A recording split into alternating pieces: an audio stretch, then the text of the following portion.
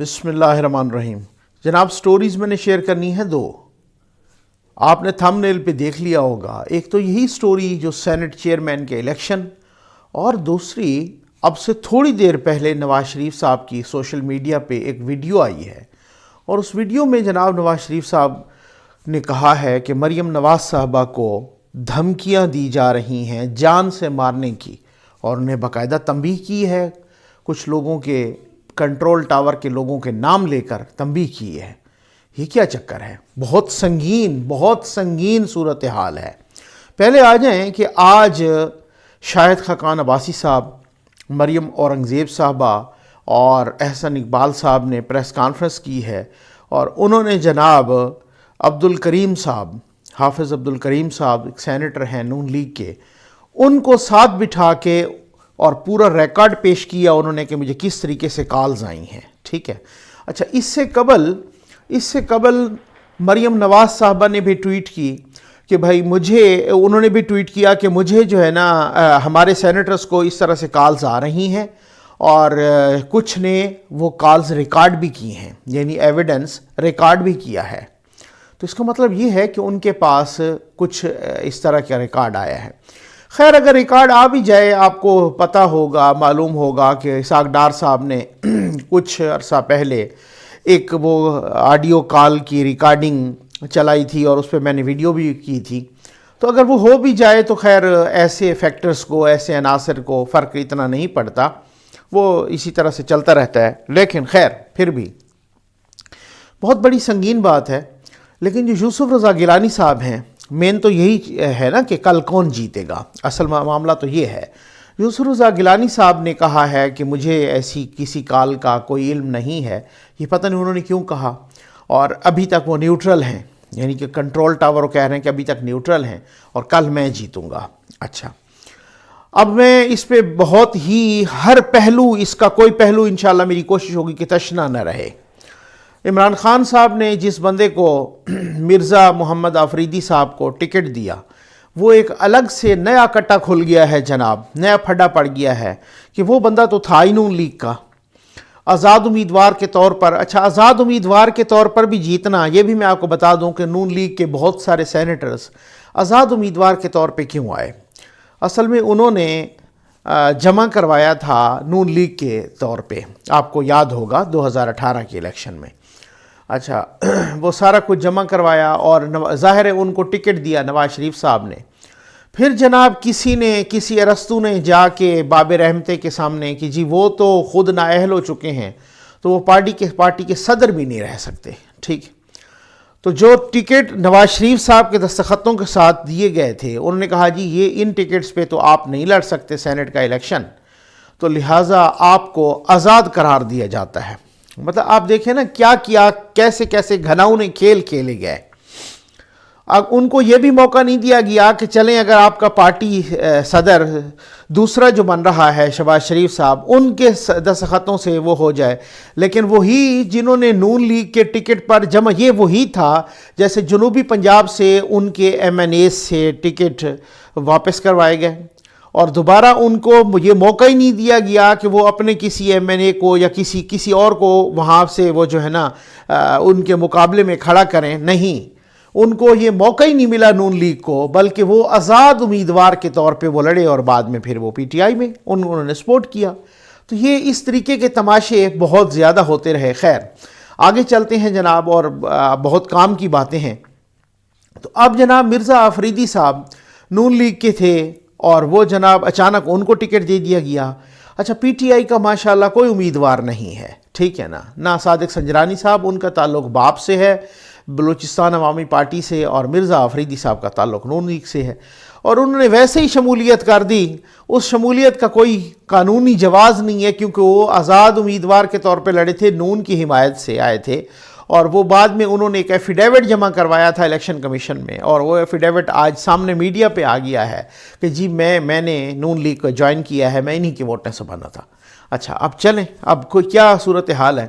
اب آ جائیں کہ جناب کون جیتے گا اور کون ہارے گا۔ بات یہ ہے کہ شیخ رشید صاحب نے جیسے فرمایا کہ صادق سنجرانی صاحب صرف حکومت کے امیدوار نہیں ہیں، بلکہ وہ ریاست کے بھی امیدوار ہیں، یعنی ریاستی اداروں کے بھی۔ تو پھر کسی نے یہ نہیں کہا کہ ہمیں سیاست میں نہ گھسیٹا جائے، جو کہتے ہوتے ہیں ان کو کہنا چاہیے تھا کہ شیخ صاحب آپ یہ کیا ملک کے وزیر داخلہ ہو کہ آپ کیا کہہ رہے ہیں کہ ریاست کے بھی امیدوار ہیں، یعنی کہ وہ حکومت کے صرف امیدوار نہیں ہیں، وہ ریاستی اداروں کے بھی امیدوار ہیں۔ تو پھر سیاست میں کس نے گھسیٹا ان کو؟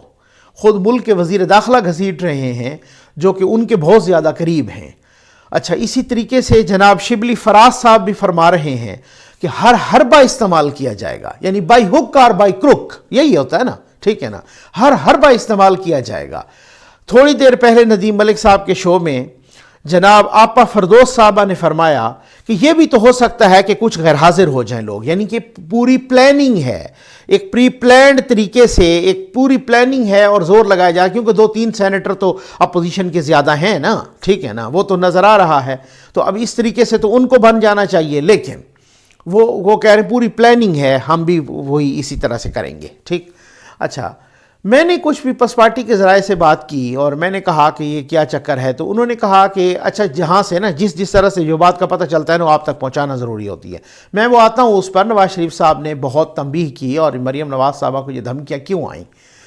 کہاں سے ملی۔ اچھا، تو جناب پیپلز پارٹی کے ذرائع نے مجھے بتایا کہ نقوی صاحب بات یہ ہے کہ زرداری صاحب جب اتارنے لگے تھے یوسف رضا گیلانی کو سینیٹر کے طور پہ، تو انہوں نے کچھ اداروں کے سربراہوں سے بات کی تھی، یعنی ایک طرح سے ان سے این او سی لیا تھا، ٹھیک ہے، یہ حالات ہیں ہماری جمہوریت کے، ٹھیک ہے نا، ایک طرح سے ان سے این او سی لیا تھا، اجازت نامہ طلب کیا تھا، اور ان سے اجازت ملی تبھی تو زرداری صاحب نے یوسف رضا گیلانی کو، اور پھر جب وہ قومی اسمبلی میں ان کے وہ اس طریقے سے تو ارینجمنٹ تو بہت بڑا کیا گیا تھا، لیکن چلیں مارجن کم ہوا،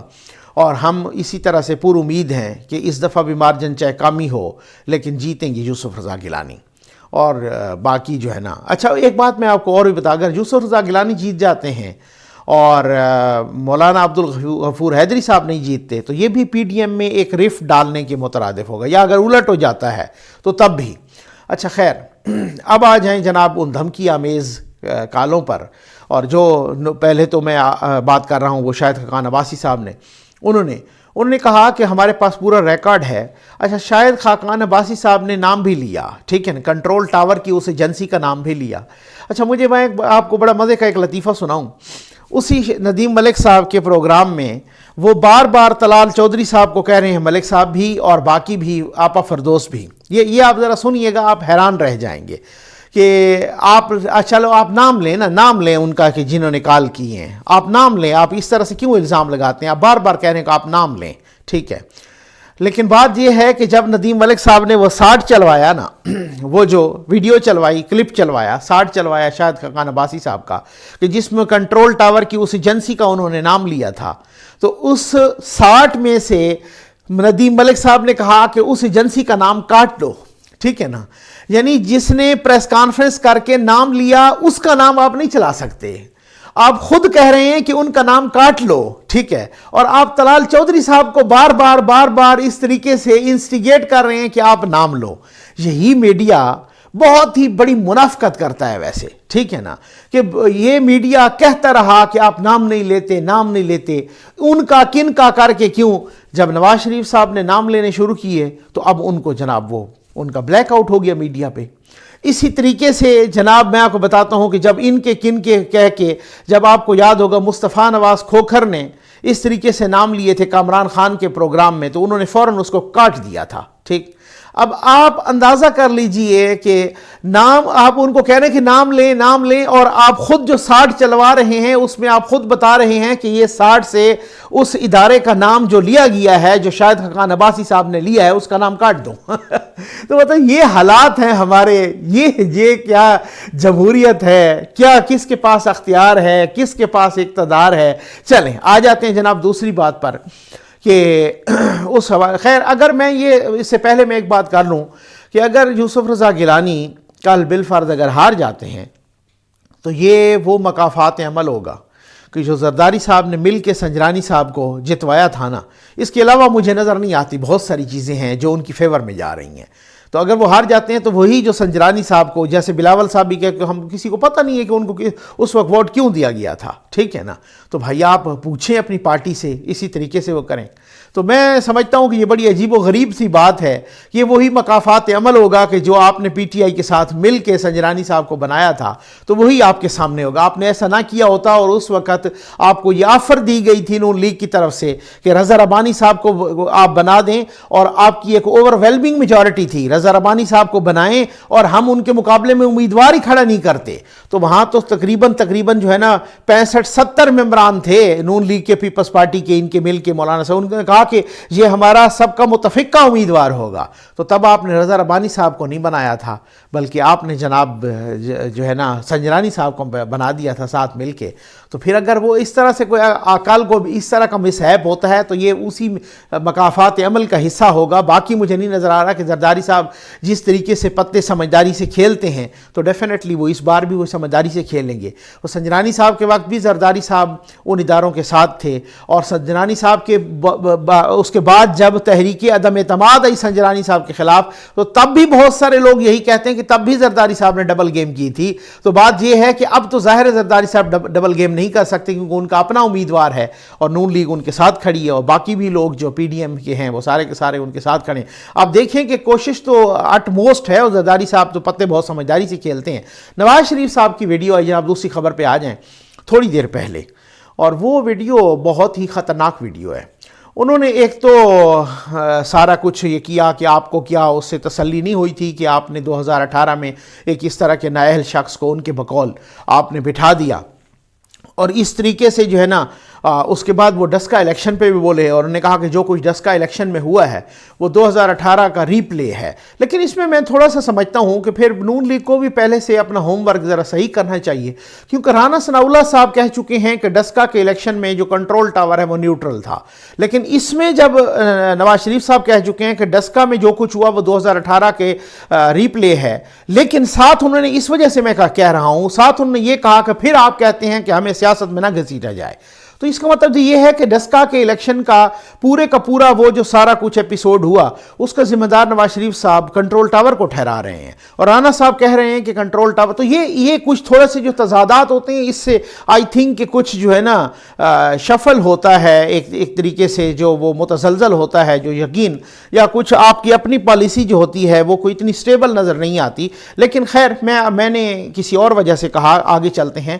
اور انہوں نے کہا کہ پہلے آپ نے وہ کراچی میں جو کچھ ہوا, مریم نواز صاحبہ کے کمرے کا دروازہ توڑا, اور پھر اس کے بعد جناب انہوں نے کہا کہ اب یہ جو ویڈیو آئی ہے 3 دفعہ کے الیکٹڈ پرائم منسٹر کی, اور یہ بہت ہی سنگین ہے, بہت ہی خطرناک ہے. انہوں نے کہا کہ جناب کہ مریم نواز صاحبہ کو اب دھمکیاں مل رہی ہیں کہ ہم تمہیں, اگر تم باز نہ آئی تو ہم تمہیں سمیش کر دیں گے, یعنی جان سے مارنے کی دھمکیاں ہیں. اور یہاں رکے نہیں نواز شریف صاحب, انہوں نے کہا مریم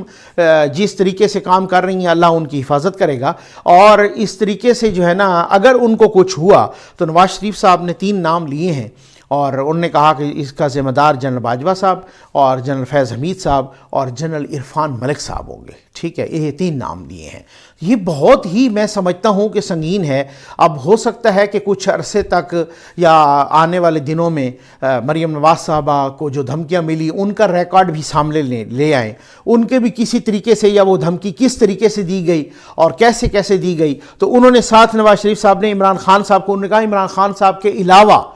پرائم منسٹر کے علاوہ یہ 3 لوگ جو ہے نا ذمہ دار ہوں گے. تو میں سمجھتا ہوں یہ اس طرح کی جو چیزیں ہونے لگ گئی ہیں یہ بہت ہی خطرناک اور بہت ہی سنگین ہیں. اس طریقے سے پہلے بھی جو کچھ ہوا, جتنا کچھ ادارے, بھائی چاہے کچھ بھی کوئی کہے نا, کوئی کہے کہ ادارے متنازع نہیں ہوئے, متنازع ہوئے ہیں. ٹھیک ہے, اور ادارے کو یا ڈپارٹمنٹس کو, اس طرح کا ڈپارٹمنٹ کے جو آپ کے میرے دفاع کا ضامن ہو, ان کو متنازع نہیں ہونا چاہیے. ٹھیک ہے, تو کیونکہ ظاہر ہے بہت بڑی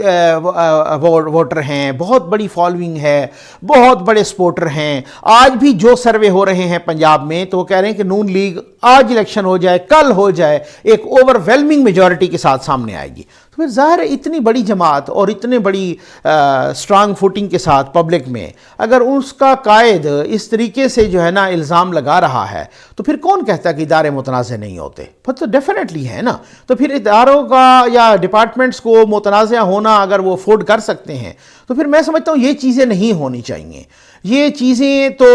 ہم نے سمجھا کہ شاید اس بیان کے بعد کہ ہمیں ایک سیاست میں نہ گھسیٹا جائے، اور اگر یہ وہی کچھ ہو رہا ہے، لیکن ایک بات میں آپ کو اور بھی بتا دوں کہ اگر بالفرض کل یوسف رضا گیلانی جیت جاتے ہیں پھر تو ہو سکتا ہے کچھ رخ ڈیفرنٹ ہو جائے، لیکن اگر ہار جاتے ہیں تو پھر پیپلز پارٹی کو بھی چاہتے ہوئے یا نہ چاہتے ہوئے اسی پیج پر آنا پڑے گا جس پیج پر نون لیگ اور مولانا صاحب چاہتے ہیں، اور اسی پیج پر پھر دھرنا ہو یا لانگ مارچ ہو، پھر اسی طریقے سے پورے کمپلیٹ ایک طریقے سے اس میں